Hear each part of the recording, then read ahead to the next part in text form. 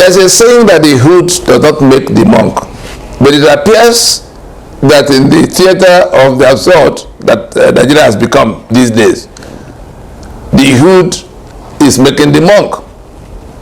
Candidate Bola Tinubu,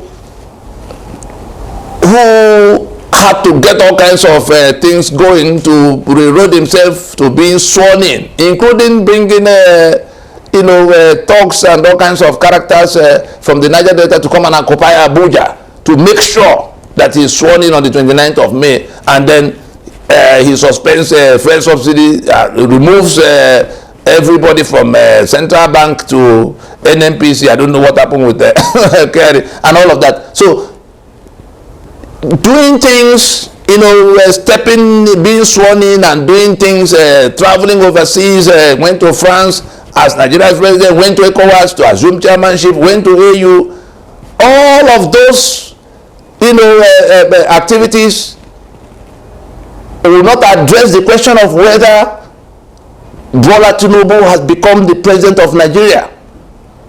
That question is before the election tribunals. That question revolves around the question of 25% requirement for the votes cast at the Federal Capital Territory. That question revolves around whether INEC was at liberty to jettison the electronic transmission of results as mandated by the Electoral Act, which under which the INEC guidelines for elections were rolled out. And so, unless those questions are determined by the courts, the question of who has won the 2023 election remains unresolved. Is inchoate. The election is still in process until it gets to where it yields an outcome, and that outcome can mean a pronouncement by the courts that the exercise be undertaken afresh, or the two first candidates go to in a runoff or something. There could be all kinds of outcomes, but the first outcome could be everything sorted out. There's a winner. That's an outcome. And the reason for this broadcast is the question of threatening anarchy. It doesn't matter from which mouth it comes. It came from the camp of candidate Bola Tinubu, that if the courts should nullify his presidency on account of 25% that was not met in Federal Capital Territory, then there will be chaos, there will be anarchy. What is going on here? Have we now degenerated to where, in the midst of the wrongdoing of going to accept to be sworn in the face of a clear constitutional deficiency, we now get reminded this threat of anarchy only reopened, I won't even call it old wounds. It is a wound that is just trying to heal, to close from, to turn away from becoming gangrenous.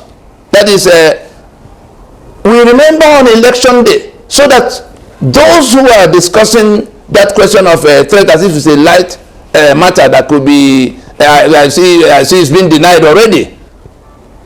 But let it be understood that the interpretations, the message being conveyed is in reinforcement of what had developed as a pattern of brigandage.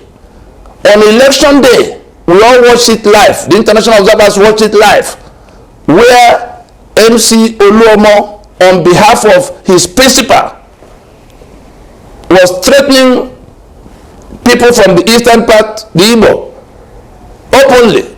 If you vote, we kill you. And we saw the number of people that were killed on that same day in course of that vote in Lagos. And the heavens did not fall. The police commissioner who heard that threat said it could only be a joke. shouldn't be taken seriously. But people got killed. More than 30 ended up in hospital with various degrees of injury. We certainly remember the woman that was stabbed, whose pictures were all over the internet, at the venue for trying to vote because they suspected she would vote somebody, not their candidate or their preferred candidate. We remember that Asari and his men were in Abuja, procured by the same candidate to come and occupy Abuja until he's sworn in, as if once he's sworn in, he becomes president and nothing else can go wrong. The hood making the monk? No, it is reverse logic. And we saw how they occupied Abuja for 1 month, up to the point of swearing in. And in some kind of ceremonious, thank you visit and farewell, for coming to do the great job. We saw when I started visited the villa, had a closed door session with the stopgap president, Bola Tinubu. And Tinubu saw him out of the room, shook hands with him, with cameras waiting, and then Asari moved straight into the briefing room of the council chambers, sat on the chair with coat of arms, and began to speak to journalists about how things should be, reminding everybody that the military was in the Niger Delta stealing petrol, crude, that he was the one organizing the security. It was courtesy of him and his boys that people are able to move from Kaduna to Abuja and all kinds of other places in the north.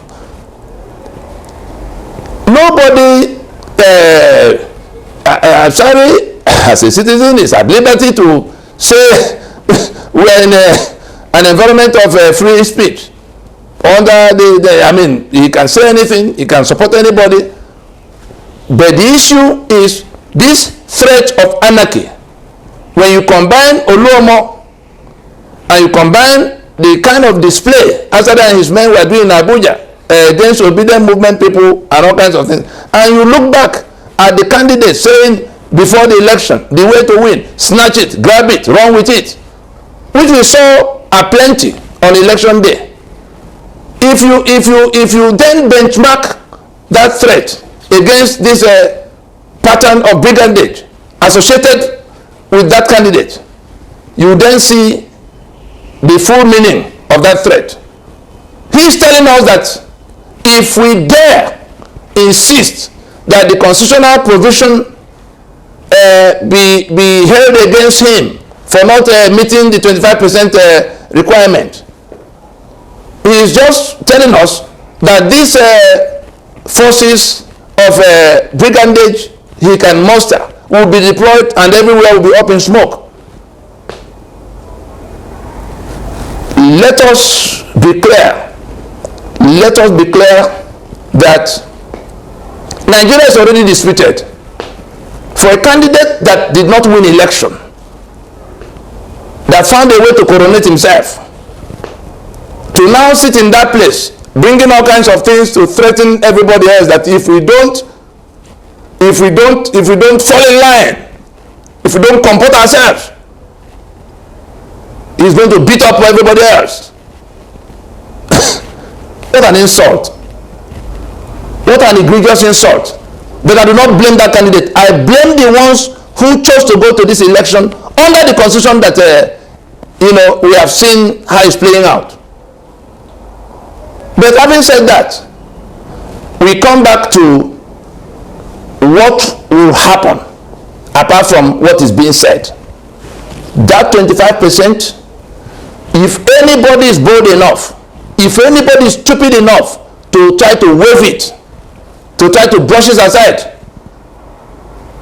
if anybody insists on retaining that mandate that is deficient of that constitutional requirement, mandatory constitutional requirement, then that is the, what do you call a burial ceremony? What do you call that will be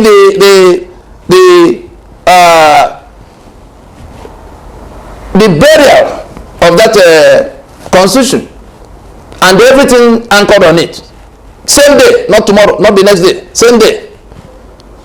And so the anarchy and the chaos that has already been inflicted on the citizens in the kind of reckless talk of subsidy, in the kind of reckless talk of the corruption we see, the monies that are being allotted, the palliative $800 million borrowing, 500 billion naira, palliative 35 billion to the National Judicial.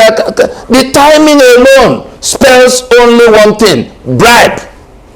The timing for that allocation of money, at the time we are talking about 8,000 naira for families, just a fraction of the Nigerian families, 8,000 naira, that doesn't come to the $10 in the face of the figures we are seeing for exchange rate now for families, and it will run for only 6 months.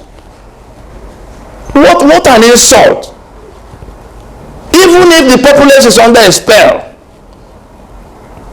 what group of people can be treated in this manner and now being threatened? They have nothing to lose. The anarchy that is already reigning in their lives. We see people trekking for kilometers because they can't afford to pay for transport anymore. We see people going without food. At a time, they are seeing convoy of 124 vehicles for the movement of president. That president is not discussing how to bring down the cost of governance, which is inflicted on us by the kind of stupid structure of 36 states and 704 local governments. We are financing 812 governments every month. We gather in Abuja and share 700 billion. There's no part of that money, even 1%, meant for the citizen. Not any portion of it. Rather, we are borrowing into the future to pay for the bureaucracy of 812 governments. 812. We had only 5 before the collapse of the arrangement in 1966-67. 4 regional governments and 1 federal government that provided a lot better governance than what we see now. Provided more healthcare to the communities, provided more schools, provided more infrastructure. The roads were being done and maintained, PWD. That corruption was something you saw a little of it, you began to shout, and there were consequences. But now, as if the lunatics have taken over the asylum, and so once you grab the hood, then you must be respected as the monk. I think there must be an end to all of those. There must be an end to buffoonery. We need not say more. We stop there.